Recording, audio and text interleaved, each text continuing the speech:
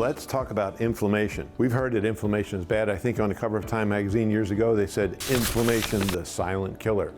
Well, is inflammation a killer? Well, actually, I'm going to venture to say inflammation is a necessary activity. If you have an infection, if you have tissue damage, you're going to have inflammation if you're going to heal it, because that's how you heal it. So what your body does, it releases little hormones-like substances called prostaglandins, and what they do is they localize the inflammation to that area.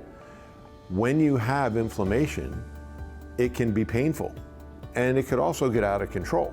So if it gets out of control, you might have to control the inflammation, and you would use, if you're a medical person, you might use an anti-inflammatory. If you're a chiropractor, you might use ice.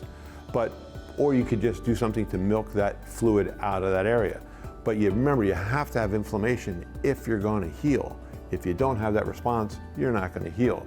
So what happens? Well, if we start to treat inflammation like an enemy, that's not a good thing. But if we start to treat it like, well, it's got to be under control, like you control your dog, then you can do stuff with it. For example, prostaglandins are associated with arachidonic acid. What is arachidonic acid? That is an acid released in your body that is inflammatory when you eat lots of grain, or you eat meat from an animal that was fed lots of grain. So arachidonic acid, if you wanted to control inflammation, you might want to eat a little bit less of it. So controlling diet might be a way to control inflammation.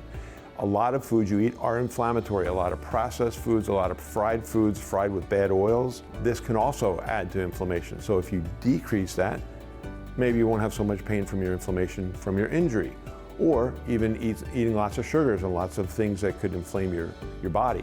Our American diet tends to be very inflammatory. And when you start to do something to control inflammation, sometimes it's almost impossible because of the diet.